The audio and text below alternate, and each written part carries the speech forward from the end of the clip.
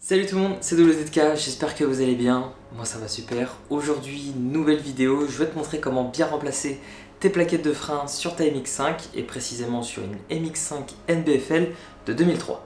Je vous souhaite à tous et à toutes bien évidemment mes meilleurs vœux, de la réussite et de la santé, comme tous les ans, mais c'est très important et ça vous le savez.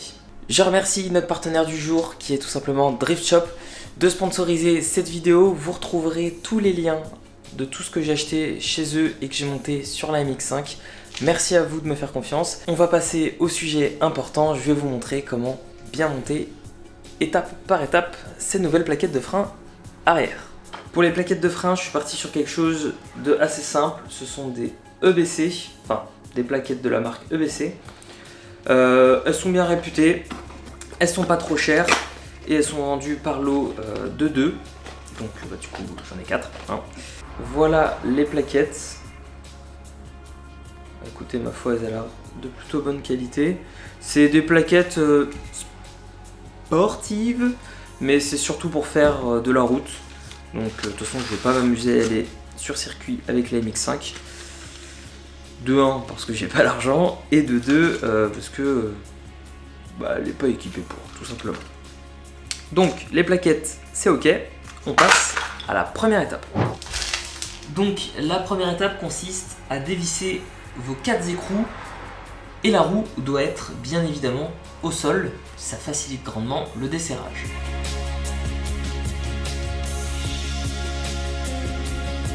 Voilà, une fois que c'est desserré, il faut lever la voiture.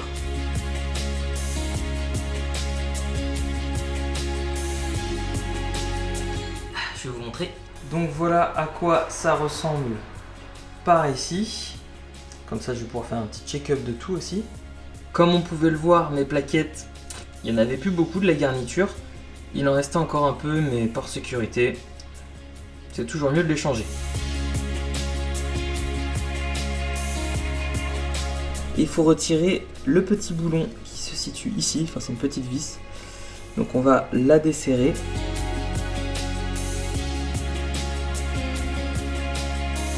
C'est une petite vis qui ressemble à ça, avec son joint. Je passe en voix off parce que je me suis mal exprimé lorsque j'ai tourné ce passage-là de la vidéo. Tout ça pour vous expliquer qu'en fait, qu'à l'intérieur, vous avez un pas de vis de 4. Donc il faut que vous preniez une clé Allen de taille 4. Et vous allez en fait desserrer cette vis pour pouvoir décompresser le piston lorsqu'on va passer à l'étape suivante. Voilà, donc une fois que vous avez dévissé derrière, et que vous pouvez faire ça, c'est-à-dire tourner la roue. On va passer à l'étape suivante. Donc ici, juste là, vous avez un petit cache en caoutchouc qu'il faut retirer.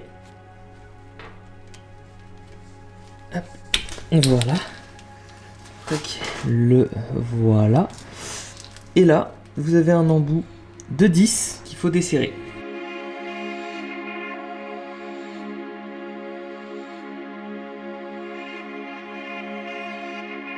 Voilà, donc là, comme vous le voyez, il y a l'axe qui sort.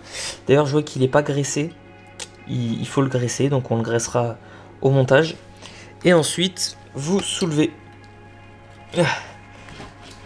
Voilà. Comme ceci. Pour ma part, j'ai opté pour l'option Riesland des familles, qui font toujours bien le travail. Donc voilà, maintenant il est comme ça. Ensuite, ce que vous allez faire, grâce à ce kit, que vous trouverez en description pour une vingtaine d'euros, qui va vous permettre de repousser le piston si toutefois il est un peu trop grippé ou il veut pas revenir. Voilà, avec ça vous êtes tranquille, ça vaut 20 euros, vous avez toutes les tailles et franchement c'est full bénéf. Donc ça se présente de cette manière. En fait vous allez choisir votre tête, on va appeler ça comme ça, qui va venir sur le piston, je vais vous montrer après. Et ensuite vous avez cette machine là avec cette plaquette là, plus voilà. Donc cette plaquette, elle vient dedans, passer comme ça, et elle vient se positionner ici devant, voilà. Ensuite vous venez prendre votre tête comme ça, tac, c'est aimanté et c'est bien se poser. Et maintenant, je vous montre comment ça se passe en dessous. Je me positionne dedans, là je sens que je suis dans le piston, et ensuite je viens tout simplement serrer comme ça.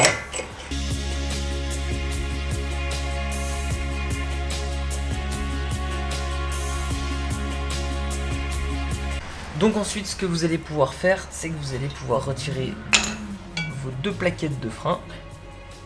Voilà. Et vous allez récupérer ça qui est sur la plaquette, comme ça.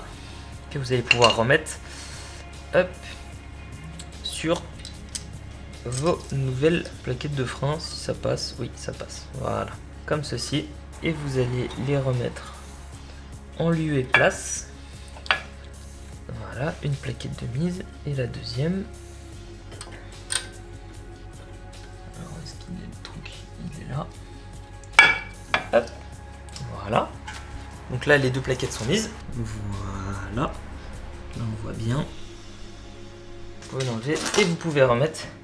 Donc là, comme vous le voyez, hop, ça bouge. Donc, il vous suffit simplement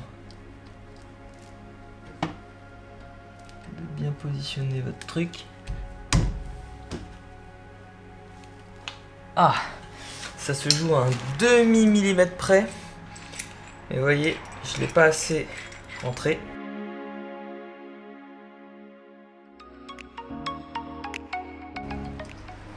Voilà.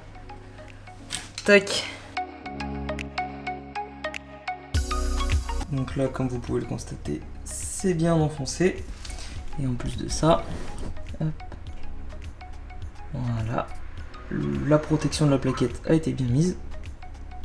Maintenant, même étape que la précédente. Enfin, la précédente. Que avant, vous allez remettre en place la vis du bas.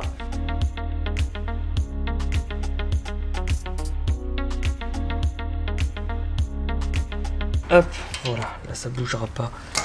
On n'oublie pas de remettre le petit capuchon. Voilà. Tac. Ensuite, pareil, la vis de derrière, vous la refixez. Hop, hop, hop, j'ai oublié un petit détail important. Avant de revisser cette vis, il faut revisser la vis interne qui permet de repousser le piston. Et donc, coller en fait le piston aux plaquettes, tout simplement.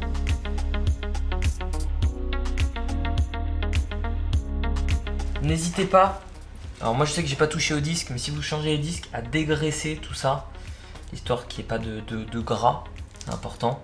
On vérifie si tout est bien monté. On peut remonter la roue. Donc la roue, le couple de serrage, c'est 120 newtons, voilà, ou 12 kg si vous préférez.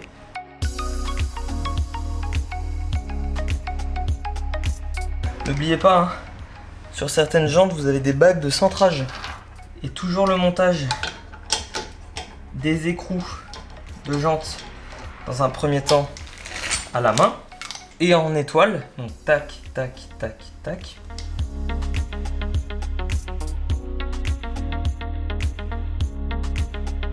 Ce que vous pouvez faire, vous pouvez un peu plus serrer votre roue, mais elle va bouger normalement.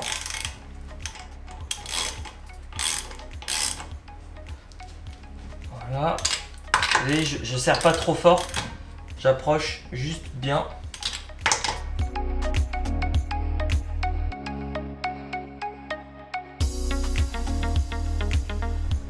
Et ensuite, clé dynamométrique, très important, 120 et on serre en croix. Ah oui, mettez le frein à main, c'est mieux. J'allais oublier de vous transmettre une information essentielle pour la fin de ce montage et ce tuto. N'oubliez pas d'effectuer une pression sur la pédale après avoir monté vos plaquettes pour pouvoir plaquer les pistons sur les plaquettes. Et ensuite, un autre point qui est très important, c'est le rodage. Donc pendant une période d'environ 500 km, vous allez devoir roder vos plaquettes. Et donc du coup, c'est normal si au début ça bloque un peu. Au bout de 1 ou 2 km, ça va déjà aller un peu mieux. C'est normal si ça chauffe aussi, c'est normal. Il y a un rodage, les plaquettes doivent chauffer pour pouvoir s'usiner. Et pendant cette période, vous allez devoir accélérer et décélérer de façon progressive, réaliser des freinages modérés, éviter les freinages violents et surtout surveiller qu'il n'y ait pas un bruit anormal ou une sensation inhabituelle pendant ce rodage. Voilà, comme ça vous êtes sûr que vous avez bien monté vos plaquettes. Et si toutefois il y en a un, stoppez tout et vérifiez de suite. Voilà, je vous laisse sur la conclusion. Et voilà, c'est la fin de cette vidéo et de ce tuto. J'espère qu'il vous a plu et qu'il vous a aidé. C'est la même étape de l'autre côté, donc je vous laisse revoir le tuto si toutefois il y a des choses qui vous ont échappé. Donc n'hésite pas à t'abonner et laisser un petit pouce bleu à cette vidéo si elle t'a plu et elle t'a été utile. Je remercie encore Drift Shop d'avoir sponsorisé cette vidéo et je vous dis à très vite pour de nouveaux tutos.